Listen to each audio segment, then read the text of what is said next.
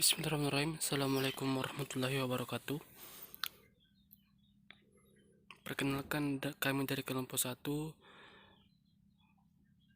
dengan materi lembaga pendidikan beranggotakan 5 orang, yaitu saya sendiri Muhammad Ade Sapla sebagai ketua dengan anggota Arnati Rahman, Nurmadina, Piti Suri, dan Nurma. Langsung saja ke materi. Yang pertama yaitu pengertian dan fungsi lembaga pendidikan. Pengertian lembaga pendidikan. Menurut Profesor Dr. Umar Titaharja bersama Dr. Lalusa, lembaga pendidikan adalah suatu tempat diadakannya proses pendidikan yang terpusat, dikhususkan pada lingkungan utamanya seperti sekolah, keluarga, dan juga masyarakat. Sedangkan menurut Dr. Andes Haji Abu Ahmadani dan Dr. Anda Nur Uhbiati, lembaga pendidikan adalah suatu badan yang bertanggung jawab dan bergerak di bidang pendidikan, di mana proses pendidikan tersebut dirasakan oleh para pendidik juga para peserta didik. Dan menurut Enungka dan kawan-kawan, lembaga pendidikan merupakan tempat proses pendidikan dan kebudayaan berlangsung. Yang selanjutnya, fungsi lembaga pendidikan. Yang pertama, keberadaan lembaga pendidikan di suatu wilayah mempunyai fungsi sebagai wadah bagi peserta didik dalam melakukan interaksi dengan lingkungan. Lingkungan yang terdekat bagi peserta didik adalah keluarga. Lingkungan pendidikan yang dikenal pertama adalah keluarga, yang mempunyai tugas utama menanamkan pengajaran akhlak dan agama. Tugas lembaga pendidikan diantaranya menyelenggarakan dan mengelola kegiatan seperti A. Sosial, B. Budaya, C. Keagamaan, D. Penelitian, E. Pendidikan, keterampilan spiritual dan intelektualitas, F. Memanfaatkan sumber daya dalam kerjasama secara profesional. Mungkin sekian dari materi saya lempar ke materi. Assalamualaikum warahmatullahi wabarakatuh. Perkenalkan, nama saya Piti Suri. Di sini saya akan memaparkan materi tentang klasifikasi lembaga pendidikan.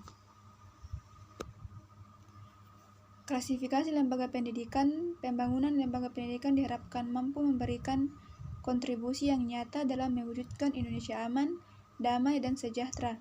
Sebagaimana tercantum dalam undang-undang bahwa lembaga pendidikan di Indonesia terdiri dari sekolah dan luar sekolah. Ada 3 lembaga pendidikan. Yang pertama, lembaga informal atau keluarga. Peran utamanya adalah membentuk karakter, keyakinan, dan norma seorang anak. Yang kedua, lembaga formal atau sekolah. Peran utamanya lebih kepada pengembangan penalaran peserta didik. Yang ketiga, masyarakat.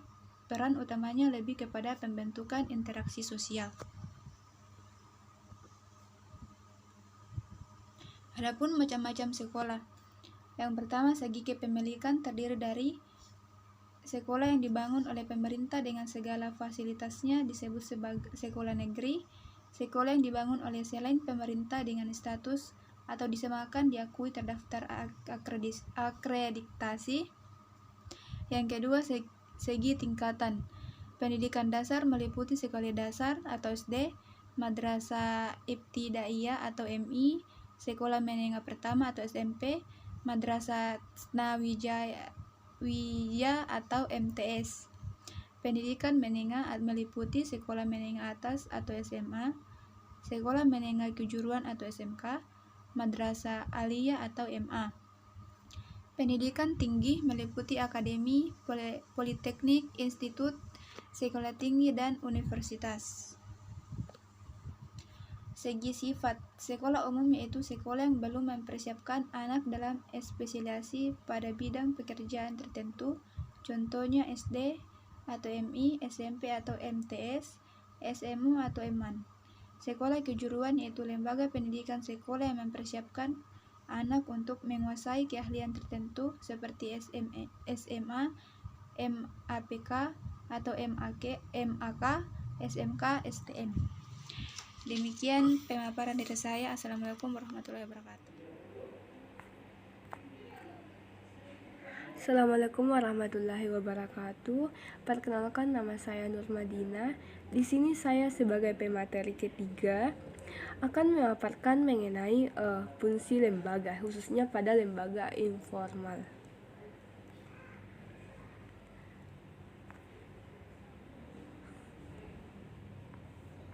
lembaga informal atau keluarga. Keberadaan lembaga pendidikan di suatu wilayah mempunyai fungsi sebagai wadah dan tugas dalam mendidik seorang anak. Lingkungan yang terdekat bagi peserta didik adalah keluarga. Lingkungan pendidikan pertama kali dikenal oleh peserta didik adalah keluarga atau madrasatul ula, dengan istilah lain penyelenggara pendidikan pertama yang mempunyai tugas utama untuk menanamkan pengajaran akhlak dan agama. Keluarga ini adalah lembaga pendidikan pertama sekali, informal, kodrati, dan tertua, adanya dengan tugas utamanya sebagai peletak dasar-dasar nilai kebaikan. Adapun fungsi keluarga yang pertama itu adalah sebagai pengalaman pertama bagi anak. Jadi, pengalaman bagi seorang anak merupakan faktor yang sangat penting dalam perkembangannya, khususnya di dalam perkembangan pribadi seorang anak. Mengapa? Karena kehidupan keluarga yang baik akan menjadi sangat penting, sebab pengalaman masa kanak-kanak akan beri warna pada perkembangan kehidupan selanjutnya bagi seorang anak. Yang kedua itu perhatian, seperti memahami dan mengikuti kemauannya anak, memahami tingkah lakunya dan perhatiannya. Yang ketiga itu adalah menumbuhkan sikap mandiri dengan memberikan contoh terus-menerus pada setiap kesempatan. Yang keempat itu penanaman nilai moral. Maksudnya, dalam sebuah pepatah ini dikatakan bahwa buah jatuh tidak jauh dari pohonnya, yang artinya tingkah laku anak ini meniru apa yang dilakukan oleh orang tua. Untuk itu, sebagai orang tua, hendaknya kita dapatlah menjadi contoh dan mengajarkan hal yang baik dan menjadi suri teladan bagi anak, agar anak bisa memiliki moral yang baik. Yang kelima itu pengajaran nilai sosial. Dikatakan bahwa keluarga sebagai lingkungan pendidikan awal, maka sedapat mungkin kita dapat menanamkan nilai bersosial kepada anak, seperti bagaimana membantu kepada saudara yang lain, bagaimana cara menjaga kebersihan lingkungan, dan masih banyak lagi hal-hal kebaikan yang sangat perlu diajarkan. Yang keenam itu penanaman nilai agama. Nah, kondisi yang paling baik dalam usaha menanamkan nilai-nilai dasar pengetahuan tentang agama adalah di masa anak-anak. Keluarga dengan nuansa keagamaan dapat memberikan pengaruh yang sangat positif bagi anak. Sebagai contoh, kebiasaan mengucapkan salam ketika akan masuk rumah dan berpergian.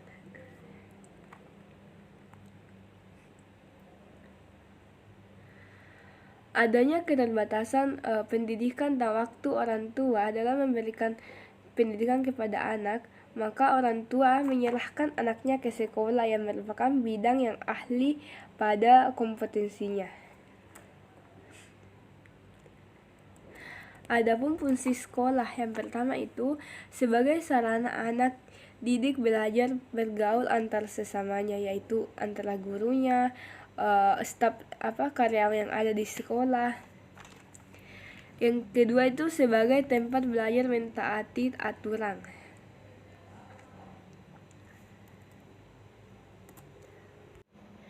Adapun fungsi lembaga formal sekolah yang pertama itu membangun kecerdasan serta memberikan ilmu pengetahuan bagi anak. Yang kedua, sebagai spesialisasi dalam bidang pendidikan serta pengajaran. Yang ketiga itu proses pendidikan tertentu dan sistematis dan terstruktur. Keempat, sebagai lahan sosialisasi perkembangan individu menjadi makhluk sosial. Karena di sekolah ini memiliki banyak murid, maka mau tidak mau siswa akan bersosialisasi dengan temannya sebagai bentuk awal dalam memulai hidup yang baru dan selanjutnya. Yang kelima itu sebagai media konservasi dan transmisi kultural. Yang keenam itu sebagai transisi dari lingkungan rumah ke masyarakat. Artinya dari yang tadinya bergaul hanya dengan orang rumah, kemudian berubah menjadi mengenal banyak teman-teman. Demikian materi yang saya sampaikan. Untuk materi selanjutnya akan dipaparkan oleh teman saya. Oke, baik. Saya Aminat Rahman. Di sini saya akan membahas tentang lembaga nonformal atau masyarakat. Masyarakat diartikan sebagai sekumpulan orang yang menempati suatu daerah, diikat oleh pengalaman yang sama, memiliki sejumlah persesuaian, dan sadar akan kesatuannya, serta dapat bertindak bersama untuk mencukupi kehidupannya. Nah, di dalam pendidikan, masyarakat merupakan lingkungan ketiga setelah keluarga dan sekolah. Pendidikan yang dialami oleh seseorang dalam masyarakat banyak sekali, meliputi segala bidang, baik pembentukan kebiasaan, pembentukan pengertian atau pengetahuan, sikap dan minat, maupun pembentukan kesusilaan dan keagamaan. Lembaga pendidikan masyarakat ini mempunyai ciri-ciri. Yang pertama, pelaksanaannya dilakukan dengan sengaja di luar sekolah. Yang kedua, para peserta umumnya mereka yang sudah tidak bersekolah. Yang ketiga, pelaksanaannya jangka pendek, tidak mengenal jenjang dan program. Kemudian yang keempat, pesertanya heterogen. Yang kelima, belajarnya tersusun secara sistematis dan dilakukan evaluasi secara periodik. Yang keenam, bersifat praktis dan khusus. Kemudian yang terakhir, penekanannya pada keterampilan kerja.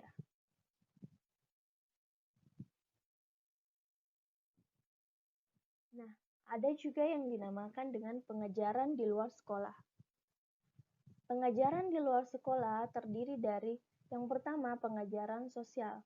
Pengajaran sosial adalah pengajaran yang dilakukan secara sengaja di masyarakat dengan tujuan agar individu memahami yang terjadi di lingkungan masyarakatnya dalam kehidupan bersosial. Yang kedua adalah masyarakat. Model pengajaran ini ditujukan kepada masyarakat bersifat umum, tua atau muda, dan dilakukan di luar lingkungan sekolah.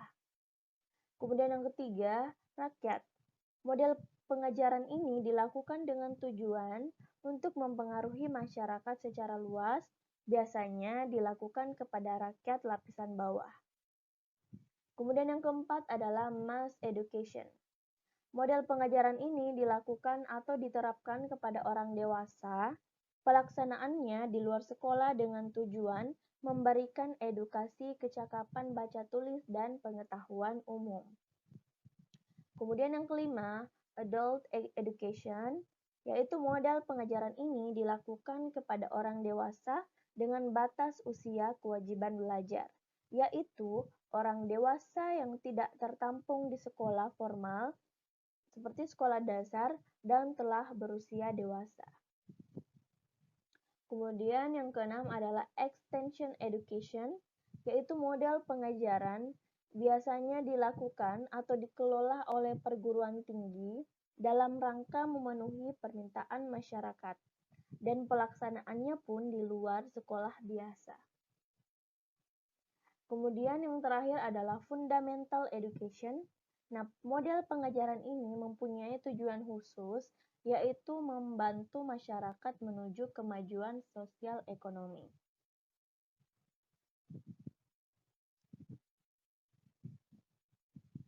Nah, itulah materi dari saya. Selanjutnya akan dibahas oleh rekan saya. Terima kasih. Assalamualaikum warahmatullahi wabarakatuh. Perkenalkan, nama saya Nurma. Saya akan melanjutkan materi yang telah dibahas oleh teman kelompok saya sebelumnya.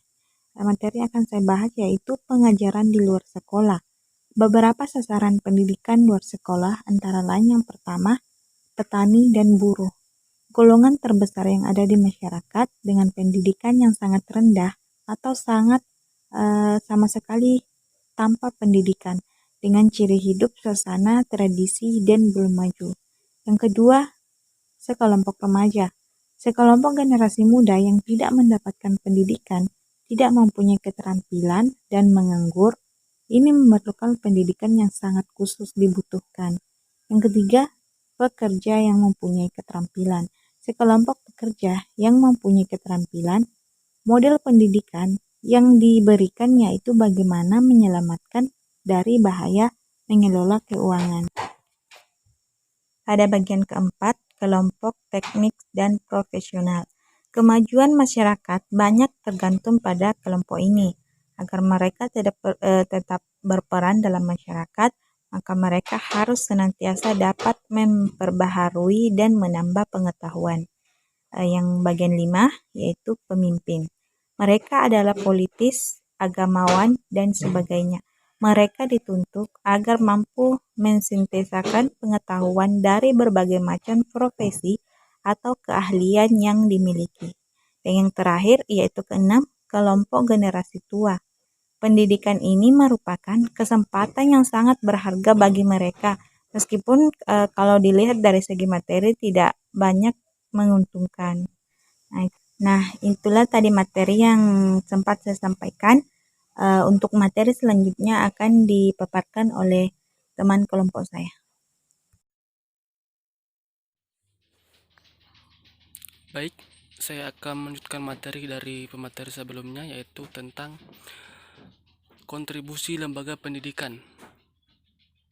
Kontribusi lembaga pendidikan ada 4. Yang pertama yaitu memberikan pendidikan, memberikan pengajaran, dan memperbaiki serta membantu mengembangkan wawasan peserta didik yang berasal dari keluarga.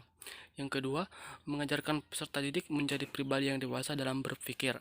Yang ketiga, mengajarkan peserta didik agar menjadi manusia yang berbudaya. Yang keempat, mengembangkan intelektual peserta didik serta memberikan keterampilan dengan tujuan agar memiliki keahlian tertentu jika pada saat terjun di dunia kerja.